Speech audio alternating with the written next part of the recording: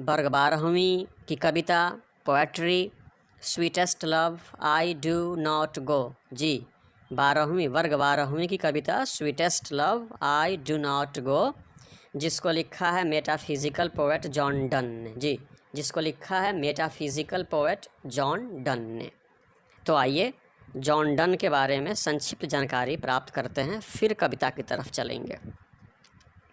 John Donne was born in 1572 and died in 1631। बच्चों, John Donne का जन्म 1572 ईस्वी में हुआ था और इनकी मृत्यु 1631 ईस्वी में हो गई।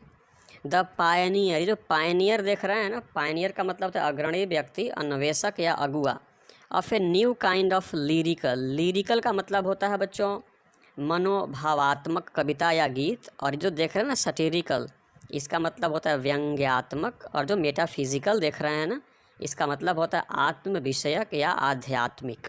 आइए, John Donne the pioneer of a new kind of lyrical and satirical verse called metaphysical. बच्चों, जॉन डन जो अग्रणी व्यक्ति थे, जो अगुआ थे, या जिन्होंने शुरुआत की ए न्यू काइंड ऑफ, एक नए प्रकार की मनोभावात्मक कविता और व्यंग्यात्मक कविता, जिसे मेटाफिजिकल आत्म विषयक या आध्यात्मिक कहते हैं, वाज बॉर्न इन लंदन, का जन्म लंदन में हुआ था। मतलब जॉन डन जिन्होंने एक नए प्रकार की मनोभावात्मक और व्यंग्यात्मक कविता, जिसे मेटाफिजिकल कहते हैं, की शुरुआत की, और इनका जन्म लंदन में हुआ था। Into A prosperous Roman Catholic family of traders. बच्चों, जॉन डन का जन्म लंदन में एक प्रॉस्परस का मतलब होता है समृद्ध और खुशहाल रोमन कैथोलिक परिवार में हुआ था। ऑफ ट्रेडर्स, इनके परिवार के लोग ट्रेडर्स थे, व्यापारी थे, यानी व्यापारियों के परिवार में इनका जन्म हुआ था। एट टाइम व्हेन, यानी जॉन डन का जन्म उस समय हुआ था when England was staunchly anti Catholic, जब इंग्लैंड के लोग, स्टॉन्चली का मतलब होता है सख्त रूप से, कैथोलिक समाज के खिलाफ थे। डन वाज फोर्स्ड, यानी डन को बाध्य कर दिया गया, मजबूर कर दिया गया, to leave Oxford University without a degree because of his religion. बच्चों, धर्म के कारण जॉन डन को बिना डिग्री के ही ऑक्सफोर्ड विश्वविद्यालय को छोड़ देना पड़ा था। यानी ऑक्सफोर्ड विश्वविद्यालय को छोड़ देने के लिए ये बाध्य कर दिए गए अपने धर्म की वजह से, कैथोलिक होने की वजह से। He studied law and red theology, आगे चल कर के जॉन डन ने कानून की पढ़ाई की, एंड थियोलॉजी का मतलब होता है धर्मशास्त्र की पढ़ाई की। ही ऑल्सो पार्टिसिपेटेड, बच्चों पार्टिसिपेट का मतलब होता है हिस्सा लेना, और नेवल एक्सपेडिशंस का मतलब होता है नेवल एक्सपेडिशंस, यानी नौसैनिक, और एक्सपेडिशन का मतलब होता है विशेष उद्देश्य से की गई लंबी खोज यात्रा।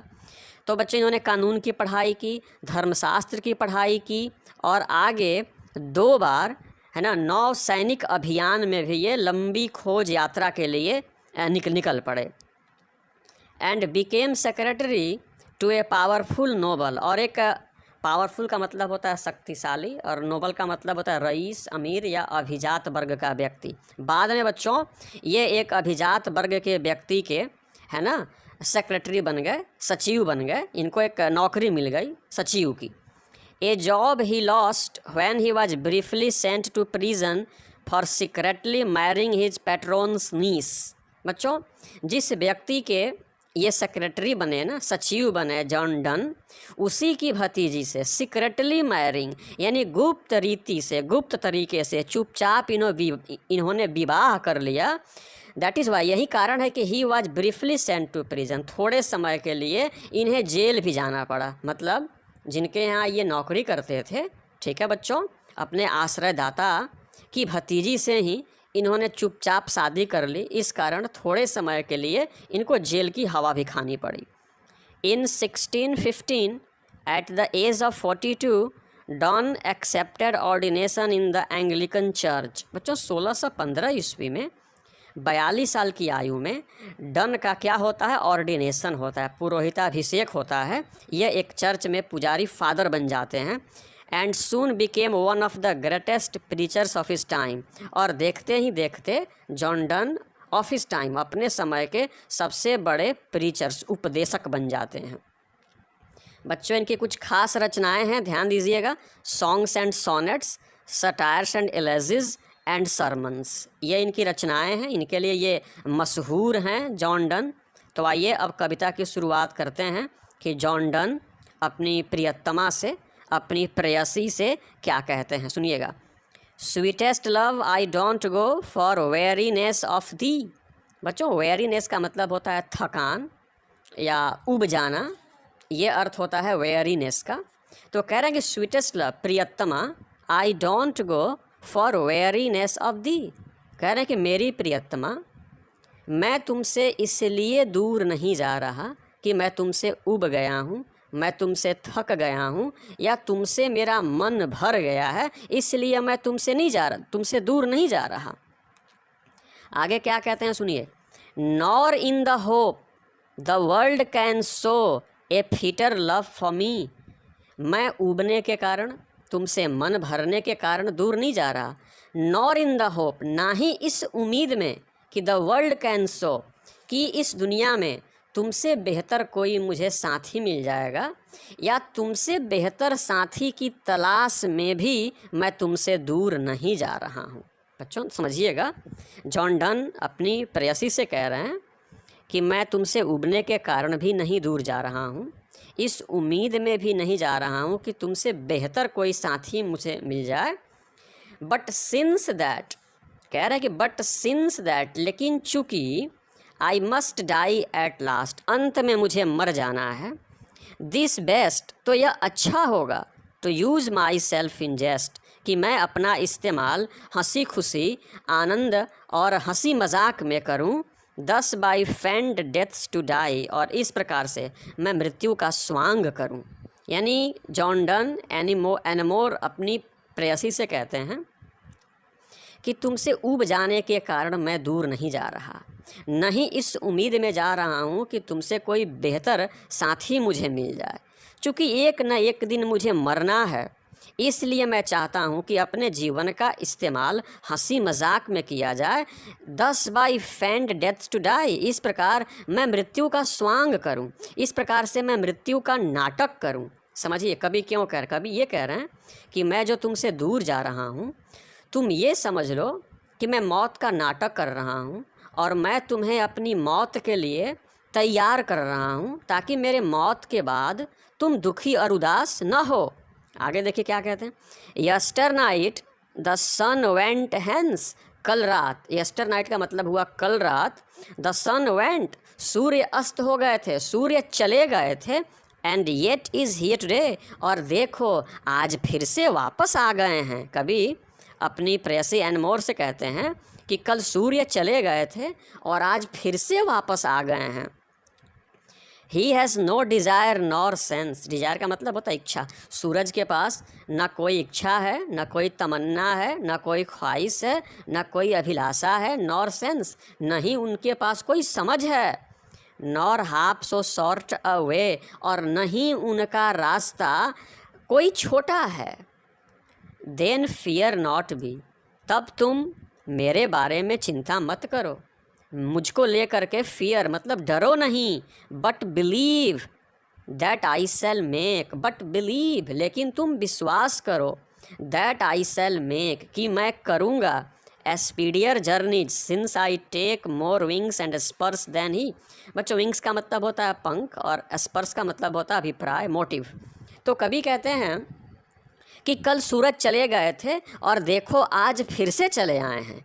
यानी कभी सूर्य की जर्नी, उनकी यात्रा की तुलना अपनी यात्रा से करते हुए अपनी प्रेयसी से कहते हैं कि सूर्य कल चले गए थे, आज फिर चले आए। He has no desire nor sense, सूरज के पास कोई हसरत नहीं है, कोई तमन्ना नहीं है, कोई इच्छा नहीं है, कोई प्रेम करने वाला उनके पास नहीं है। तो जब वो चले गए और चले आए, देन फियर नॉट मी, तब तुम मेरे बारे में तनिक भी चिंता मत करो, मेरे लिए तुम थोड़ा सा भी डरो नहीं, बट बिलीव, तुम विश्वास करो कि आई शैल मेक स्पीडियर जर्नीज़, मैं सूर्य से भी तेज़ यात्रा करूँगा, क्योंकि मेरे पास इच्छा भी है, मेरे पास तमन्ना भी है, मेरे पास ख्वाहिश भी है, मेरी हसरत भी है, और ये सब तुम हो।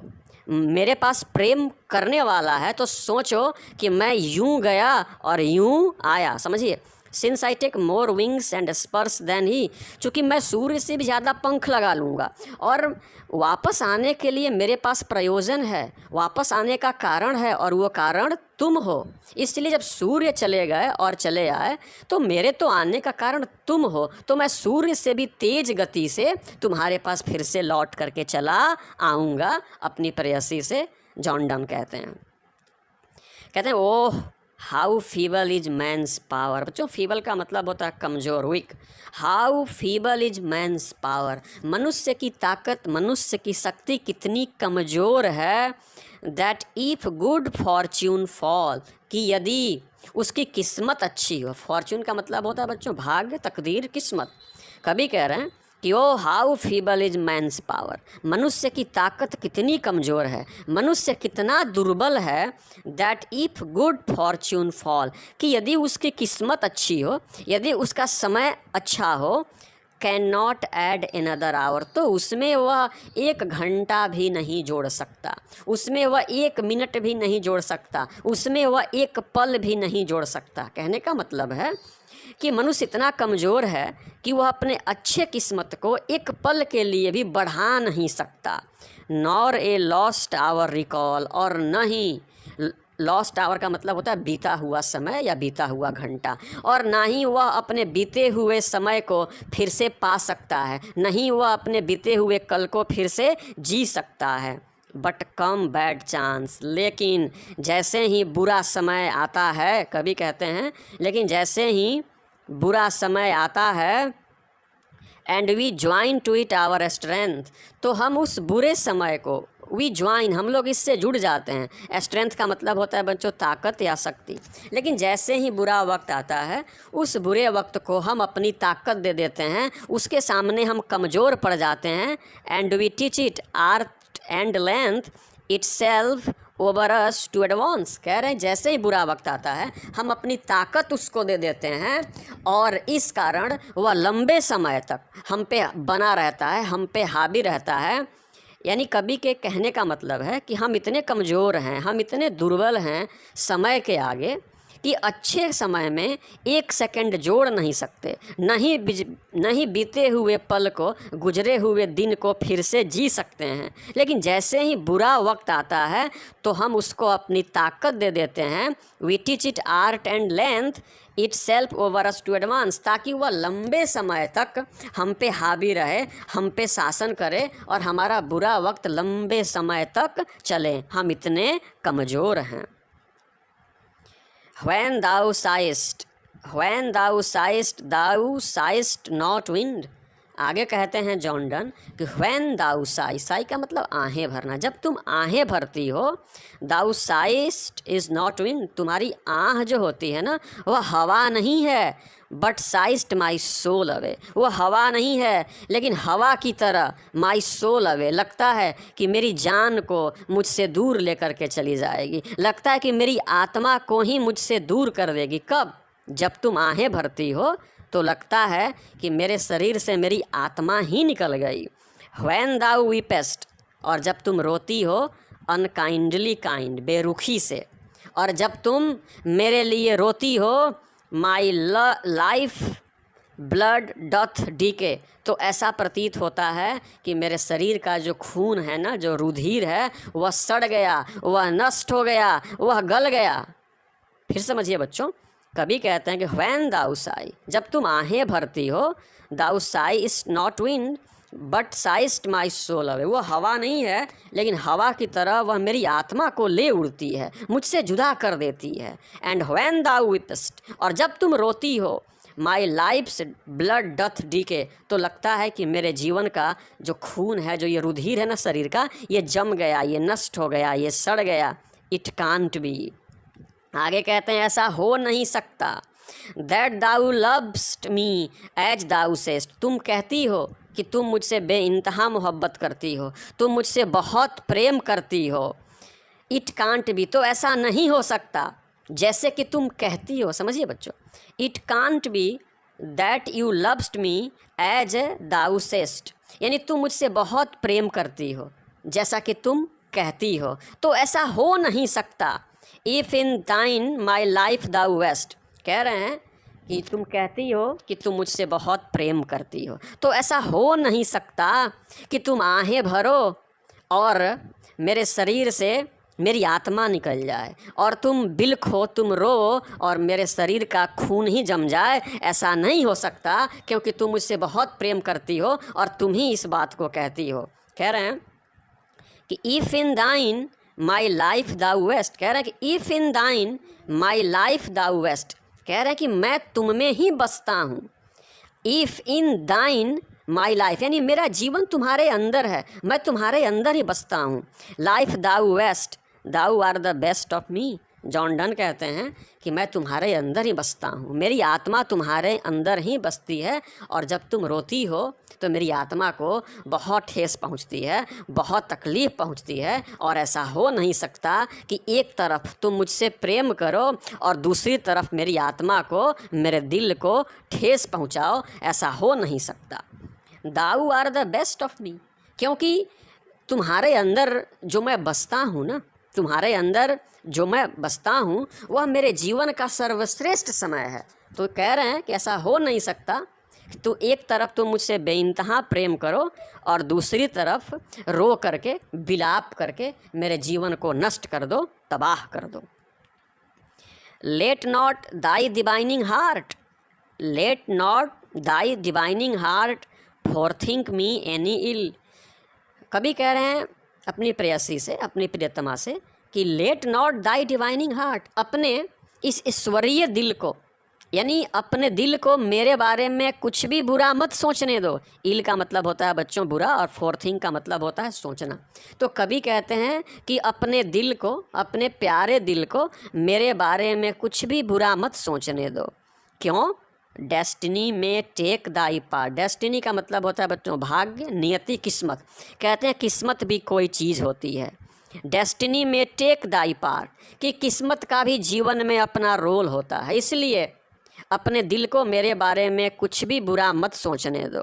डेस्टिनी में टेक दाई पार्ट, अगर तुम जो सोच रही हो और किस्मत की वजह से अगर वह बात सत्य हो गई, and may thy fears fulfil, और तुम्हारे मन में मेरे लिए जो डर है, जो भय है, जो तुम बुरा सोच रही हो, अगर किस्मत की वजह से वह सत्य हो जाए और मेरी मृत्यु हो जाए, but think that we are but turned aside to sleep, तो ऐसा सोचना कि हम दो लोग एक ही बिस्तर पे सोए हुए हैं, एक ही बिस्तर पे पड़े हुए हैं। अंतर क्या है कि हम लोग एक ही बिस्तर पे अलग अलग दिशाओं में करवटें बदल करके सोए हुए हैं। They who one another keep alive never parted be, कह रहे हैं कि वे लोग जो एक दूसरे के दिलों में बसते हैं, वे लोग जो एक दूसरे के दिलों में बसते हैं ना, अलाइव नेवर पार्टेड बी, तो उनको मौत भी जुदा नहीं कर सकती। बच्चों आइए इसको फिर से देखते हैं। कभी कहते हैं कि डिवाइनिंग हार्ट को, तुम अपने प्यारे दिल को, फॉर थिंक मी एनी इल, मेरे बारे में कुछ भी बुरा मत सोचने दो।